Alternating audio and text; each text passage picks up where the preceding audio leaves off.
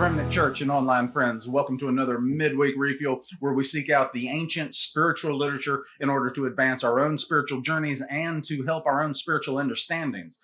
My name is Pastor John Widdifield. I'm with Remnant Church in Fuquay-Varina, North Carolina, and I'd like to take a moment just to thank you all so much for helping us grow, especially to those that help us grow by hitting the like and subscribe buttons. It sure helps us get into the search engines and helps grow the ministry. So thank you very, very much. Make sure to avail yourself of our weekly Jumpstart lessons, which can be found under my main channel at Rumble and at YouTube. You are also invited to worship with us live. You can find directions to our services by looking over our Facebook page. That Facebook page is linked down below for your convenience. And if you are anywhere near the Fuquay-Varina, Apex, Raleigh area of North Carolina, then please come and visit us and say hello. The Refuel is a broad study of spiritual writings throughout time, while the Jumpstart comes straight out of the Holy Bible each and every Sunday morning, typical sermon, and is published online by at least Monday night. I hope to get it out by Monday night of the same week. So make sure to subscribe to that channel as well. Augustine, I didn't realize it as much as a young man when I read Augustine, but now that I'm an older man reading Augustine, Augustine frets. And Augustine frets about a lot. It unnerves me. One, because I think he frets too much, and then two, because I wonder if I don't fret enough. I hadn't read the Confessions since I was in preacher school many, many years ago, and I don't recall feeling as sorry for Augustine then as I do feel for him now. I'm not sorry for him in a pitiable way, nor in a Pollyannish, naive way, but rather I feel sorry for any human being that struggles spiritually like Augustine struggles. It's painful at moments, isn't it? If you've read ahead, it's a good struggle. It's a struggle all of us should have at different points in our lives, at different points on the struggle spectrum, of course, but it's a helpful struggle. Especially if you can learn from somebody else doing it instead of you having to go through it yourself. That's called wisdom. It is a needful struggle, and you can have it in reality, or you can have it intellectually wrestling with Augustine. I hope you took the easy way out. I did. It's a needful struggle, but a struggle it is all the same. In many ways, Augustine's spiritual struggles are universal. They're a blueprint for all of us to look at and understand our own inner universes a little better. That being said, Augustine's analysis of them is far from universal, especially today, in today's time. We are 2,000 years separated from Augustine. Augustine uncomfortably puts his entire life under the spiritual microscope, and he lets us analyze him. And he analyzes his own predicament. The problem with him is it seems to me like he analyzes his predicament to death, and perhaps that's the right way. Like I say, it unnerves me. Nothing gets by unnoticed by Augustine, and nothing gets by without bearing witness and account and answering for itself in Augustine's Confessions. I enjoy it and find it uncomfortable all at the same time. What I witness in the world around me today is the exact opposite of Augustine's shortcomings. Today's world wants to err on the side of excess, while Augustine and his contemporary saints, and I've read many of them, they wisely, I think, in my opinion, wisely lean towards erring on the side of asceticism. It seems like a safer bet to me, especially after reading the scripture and other spiritual works. It just seems the safer path is to err on the side of caution. John Wesley, the father of Methodism, once said this, if I remember it rightly, that he would much rather be accused of being a legalist than accused of being a nothingist. Or he'd rather be accused of being suffering legalism than accused of having no rules, laws, or any expectations or anything else. And I really understand Wesley when he speaks that way. But I don't want to err. I hate to say Augustine is erring. Like I say, it unsettles me. I'm unsure. The narrow road can be easily found by watching the church itself through history err to either side of the mark. Over the course of church history, there had been movements that stated that once the soul was saved, nothing the body could or would do could ever affect it ever again. The body and the material universe are evil under this theology and philosophy, and therefore, whatever you do with your body is immaterial in the eternal realm. This led to monstrosities like the free love movement and many other hedonistic Christian failures. But hedonism isn't the only way Christianity has failed over the years. Well, I say Christianity, people have failed. Christianity is the mark. But people fall on either side of it as they struggle towards finding the narrow path. The other side of failure is the opposite. The other Christian extreme is to sell everything that you own. And you might be saying, well, Jesus told us. Well, Jesus told the rich young man to. But there was others that he never spoke that way to, who sold, moved out to the desert. Some of the Desert Fathers are wonderful reading. And at the same time, you wonder, should Christians go to solitude out in the desert? I don't know. It's something worth thinking about. And they go out to the desert. They meditate day and night on spiritual things. It sounds lovely for us introverts, but I don't think it's healthy. While there is no overtly obvious shortcoming to this particular failure, as there was with the last, that's why I say err on the side of caution, it still remains true that becoming a hermit leaves very little room for the Great Commission, doesn't it? To do all the other things that Jesus Christ demands that we do with our discipline. You can't make disciples alone in your cave. You're just not going to be able to pull it off. So there's problems with that one too. I see greater problems on the hedonist side than I do on the austere side, but all the same. The error of hedonism seeps out into the world, and the error of hedonism infects churches and cultures like yeast. One of the amazing things about reading Augustine is he doesn't critique, well, he does critique culture, but he's much harder on the church. And I find that very interesting, especially in our age of splitting church down traditional and current music and separating the ages and the demographics. I don't think it's healthy, but the opposite error, ascetic solitude, while equally erroneous, only harms the hermit and possibly those emotionally closest to the hermit. Either failure is to diminish the potential of your spiritual enlightenment. In other words, to err on either side is to miss the mark. Cloistering yourself away for spiritual growth, I won't say it's wrong, because you need to sometimes. You need to get away. Jesus did, but to stay there. I think to stay there is wrong. That's my opinion. Abandoning your flesh to the ravages of pleasure is wrong. You can read the medical books and tell that's wrong. Living life to the fullest with moments of solitude and forays into your fellowship. All desire rests between hunger and satisfaction. All things desired, increased, and made more abundant. Abundancy through moderation. Enjoyability is enhanced by absence. It really is. As I was reading this week's chapters, I couldn't help but compare Augustine's experience with sin coming in through the senses with the pornification of American culture. Men and women everywhere are suffering from porn, even if women aren't watching porn, though many are, if the statistics are correct, much more than ever before in history, that they still suffer from the destruction that the porn industry has rained down on young people for over 30 years now, unabated. Everyone loses. Everyone loses. Everyone gets treated like a means instead of like an end. Everyone misses out. If you haven't done your research on this and you are addicted, then please do your homework.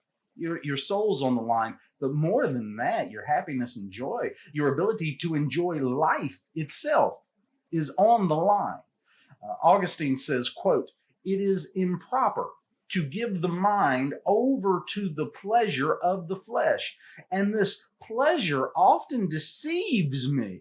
When my emotion is not content merely to accompany my reason and take second place to it, but seeks to outrun it and lead it for no other reason than that it was for reason's sake that pleasure earned admittance, unquote. In other words, physical pleasure was initially allowed or admitted because reason demanded it or deemed it appropriate or beneficial, like eating or lovemaking with your spouse. But like all pleasures, potentially, once admitted, it tries to take over rather than staying in its proper and subordinate place, its caged area. And once it takes over, once it escapes, it slowly erodes its own sustainability. Let's just think about something simple, like food, for example. We need food. We must have food, and yet we can also become addicted to it and allow our desires to override our logic when it comes to food. If we allow the flesh to control, if we just cut the brain off, cut the spirit off, and allow the flesh to control, then we will suffer the consequences of gluttony. We'll try to blame McDonald's, but it really won't be McDonald's fault. According to research, allowing desire and hunger to control you results in many life-diminishing conditions that include, but are not limited to, 1, overeating can lead to obesity, which increases the risk of various health problems such as heart disease, diabetes, high blood pressure, and certain cancers. These health issues can reduce overall well-being and enjoyment of life, including eating. 2, digestive problems. Consistently overeating can cause digestive issues like acid reflux, bloating, constipation, and irritable bowel syndrome. These problems can make eating uncomfortable and less enjoyable. 3, here is the one that would stop me from being a glutton. 3, decreased sensitivity to food itself. Regularly consuming large quantities of food can dull the taste buds and decrease sensitivity to flavors, making food less enjoyable over time. This can lead to a cycle of needing to eat more to achieve the same level of satisfaction. 4, emotional and psychological effects. Gluttony can lead to feelings of guilt, shame, and low self-esteem, which can negatively impact mental health and the overall enjoyment of food. Emotional eating can become a coping mechanism, further reducing the pleasure of eating. There's more. 5, food addiction. Overeating certain types of highly processed, sugary, or fatty foods can lead to addiction-like behaviors. This can make it difficult to control eating habits, reducing the ability to savor and enjoy meals mindfully. I hate to say it, but we still have more to go, and this is just eating. Apply this everywhere. 6, loss of appreciation for food. When eating becomes excessive and habitual, it can become a mindless activity rather than a pleasurable and mindful experience. This can diminish the overall enjoyment and appreciation for food itself. That is what abusing food and allowing the flesh to have its way with food does for you. If you let the flesh have its way, it will act in ways that forever increase the amount of diminishing returns on your life's investment. Giving in all the time to what you want consistently will eventually destroy your ability to enjoy that thing at all. And it's not just food. Now, if overeating will do all of that hellacious stuff to your body, your mind, and your soul, then how about something as powerful as libido? What, if any, are the results of pornifying our children and giving them access to porn 24/7? Well, let us turn to the research and find out. Everybody likes science nowadays. 1, desensitization. Frequent exposure to pornography can lead to desensitization, where increasingly extreme content is required to achieve the same level of arousal. This can make real life sex experiences less stimulating and enjoyable. 2, unrealistic expectations. Pornography often portrays unrealistic scenarios and body types, leading to distorted expectations about sex and partners. This can result in dissatisfaction with real-life sexual experiences, which may not match these unrealistic standards. 3, reduced intimacy. Excessive pornography consumption can become a substitute for real life intimacy, reducing the desire for physical and emotional connection with a partner. This can weaken relationship bonds and decrease sexual satisfaction. 4, erectile dysfunction. There's evidence suggesting that go figure, right? Excessive pornography use can contribute to erectile dysfunction in some men. The constant exposure to high levels of arousal through pornography can make it difficult to achieve and maintain an erection during real-life sexual encounters. 5, decreased libido. The thing itself gets killed. Over time, heavy pornography consumption can decrease libido and interest in real-life sexual activity. The brain may become accustomed to the artificial stimulation of pornography, which differs from natural arousal experienced during actual sex. 6, yeah, there's more. Emotional and psychological effects. Excessive pornography consumption can lead to feelings of guilt, shame, low self-esteem. Sounds very similar to food, doesn't it? Negatively impacting mental health and overall well-being. Are you noticing a pattern? I am. I haven't done it, but I have read enough books about enough topics to make a slightly educated guess. I would venture that if you would look up any form of biblical moral dictate and see clearly that a failure to conform to that scriptural safeguard will result in you being desensitized to whatever pleasurable thing to which you abandon yourself in your flesh. Pagan defenders, men like John Keats, Walt Whitman, W.B. Yeats, Robert Graves, have all ignorantly looked back over their shoulder at pagan Rome with romance in their hearts and its gods and its pleasures, and they look back with longing eyes as surely as Lot's wife did. They will turn to salt as surely as she did also. They see a world in which Christianity came and stole all the fun away from the children. People like this wish to throw the yoke of Christendom from their necks and throw themselves into the hedonistic fantasy of pagan life. What they fail to see, and it's a lack of memory to the point of shamefulness, is that the actual record of pagan cultures is horrendous and frightening. In a world that casts off the moral implications of the Holy Scriptures, we find ourselves entrapped within the now necessary world of power and power politics.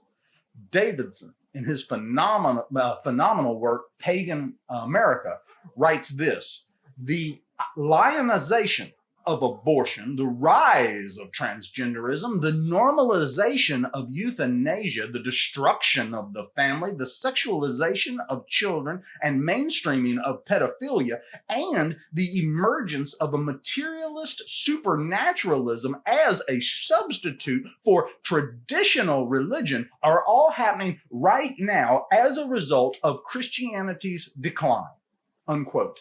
He tells us that if the moral code that launched America is abandoned, then we have no other choice but to devolve into a paganistic culture based on power and power only. Nietzsche's will to power. You will light incense to Caesar or you will die. Edmund Burke realized that, quote, Christianity has hitherto been our boast and our comfort, and one great source of civilization, unquote. But if Christianity were to be overthrown, it would be replaced with, quote, some uncouth, pernicious, and degrading superstition, unquote. If a populace will not control themselves through spiritual discipline, then the state must rise up and control them in lieu of their lack of self-control and their lack of self-restraint. Alexis de Tocqueville, I believe that's right, Tocqueville? Alexis de Tocqueville once stated, quote, America is great because she is good. If America ceases to be good, America will cease to be great, unquote. Make it great again, right? Well, brother and sister, our greatest, I lost half of you there. Well, brother and sister, our greatest exports are now abortion and cross-dressing. That's what we export, and that's what we force down the throat of people we say will help in other ways. I think we have ceased to be good. Now we await the consequences of ceasing to be good. Davidson continues, the new paganism, quote, the new paganism will likewise bring an entire socio-political order with its own mechanisms of amassing power and exerting social and political control. We can see these mechanisms at work everywhere today, from the therapeutic narcissism of social media to the spread of transgender and even transhumanist ideologies pushed by powerful corporations working in concert with the state. We see it in the emergence of new technologies, above all artificial intelligence, whose architects talk openly in pagan terms about creating the gods and imbuing them with immense powers over every aspect of our lives. The old gods are indeed returning, only we do not call them that because Christianity has made it impossible. Perhaps as the Christian faith subsides, they will be called gods once more. But whatever we call them, the socio-political order they bring will not be liberal or tolerant. It will not be secular humanism divorced from Christian morality that made humanism possible. All of that will be swept away, replaced by an oppressive and violent socio-political order predicated on power, not principle. The violence will be official, carried out by government bureaucrats, police, healthcare workers, NGOs, public schools, and big tech, unquote. All of these entities would love to rule over you with an iron glove. And if they are to rule over you, then they must turn you into cattle. And all they have to do to accomplish that little feat is divorce culture from its spiritual moorings and shove food, sex, and entertainment at you all day, every day.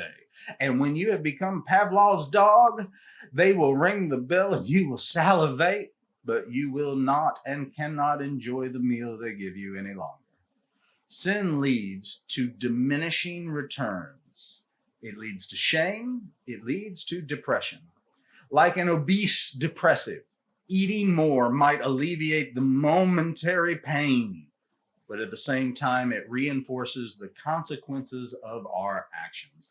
A vicious cycle of gaining pleasure, seeking it without reserve, becoming desensitized to it, seeking more and more to fill the hole and the gap and try to rekindle those old desires, and finally becoming unable to enjoy the very thing that you abuse, continues to tighten its grip on your soul. Because without Christ, you are trapped. Let's turn, if we will, to the reading for today, Augustine's Confessions, book 10, started in chapters 32, and we will be reading through 34. The allurement of sense, however, does not bother me too much. When they are absent, I do not feel the need of them. When they are present, I do not reject them. I would even be ready to do without them forever, or so I think I would. I may be deceived. For here, too, there is a lamentable darkness in which the faculty that is within me may hide from me. My mind, when it questions itself about its own power, cannot readily trust itself, since what is in it is generally hidden. If it has not been revealed by experience, and in this life, which is called all testing, no one should be sure that one who has been able to pass from a worse state to a better is not passing also from a better state to a worse. Our one hope, one confidence, one firm promise is your mercy. The pleasures of the ear used to hold me tight in their coils and keep me subject, but you have released and delivered me. Now, when I hear your words chanted with a well-trained and melodious voice, I yield to the sounds given life by those words, but only a little way. I'm not trapped by them and can get up and leave them, if I will. But these sounds, along with the verbal expressions by which they have their life, demand a place of some dignity in my heart, and I can scarcely furnish them with one suitable. Sometimes I think I give them more honor than is proper when I reflect that our minds are more religiously and more ardently disposed towards the flame of piety when these words are sung thus than if they were not, and that all of our spiritual affections have their proper measures in voice and singing, according to their various kinds, and are stirred up by sort of hidden kinship with them. But it is improper to give the mind over to the pleasure of the flesh, and this pleasure often deceives me when my emotion is not content merely to accompany my reason and take second place to it, but seeks to outrun it and lead it, for no other reason than that it was for reason's sake that pleasure earned admittance. So it is that in matters of music I sin without perceiving it, and perceive it afterwards. Sometimes, however, or very occasionally, my concern to avoid this very deceit goes beyond its due measure, and I fall into the error of excessive severity. At such times, I would have all the sweet and tuneful chants used in repeating the Psalms of David set far from my ears and from those of the church itself. At such times, the practice which, as I have heard tell, was followed by Athanasius, Bishop of Alexandria, seems to me the safest. He would have his reader intone the psalm with such a measured inflection of the voice that he sounded more as if he were reciting than chanting. But when I remember the tears I poured out at the sound of the church's chants in the first days after I had recovered my faith, and how I am moved even now, not by the chanting, but by the things chanted, when they are chanted in a clear voice and to a well-suited melody, I acknowledge once more the great benefit of this institution. Thus, I want between the peril that this pleasure can produce and my own experience of its health-giving power. I am increasingly led to think, which I do not advance as my irrevocable pronouncement, that the practice of singing in church is a good thing. Through the delights of the ear, the weaker soul can rise up and be moved to piety. But when it happens that I am more moved by the chanting than by the thing chanted, I confess that I have sinned punishably, and then I would rather not hear a chanter. So am I placed. Weep with me, and weep for me, you who have any good impulse in your heart, from which deeds proceed. As for you, without such an impulse, you are not moved by such things, but you, O Lord, my God, hear my prayer. Behold and see. Have mercy on me and heal me. In your sight, I have become the object of my own investigation, and this itself is my disease. There remains the pleasure of the eyes which belong to my flesh. It is about this pleasure that I utter these confessions. Let the ears of your temple hear these confessions, pious and brotherly ears, so that I may conclude my account of the lusts of the flesh, which still batter at me, demanding admission, much as I groan and long to be clothed from above with my habitation which is from heaven. Beautiful and varied shapes, bright and pleasant colors, these things my eyes love. Let them not hold my soul. Let my soul be held by the God who made all these things. They are good indeed, but he is my good, not they. They touch me throughout each day as I wake, and I am given no rest from them, as I am from the sound of voices singing, and sometimes in silence from all sounds. For light herself, the queen of colors, instills herself in all that we see. Wherever I am in the daytime, she falls on me in 1,000 ways and caresses me even when I am occupied with something else and do not notice her. But she creeps in on me so deeply that if she is suddenly taken away, I miss her and long for her. And if she is absent long, my mind is saddened. O light seen by Tobias, who, though the eyes of his flesh were closed, showed his son the way of life, and with the foot of love went before him without strain.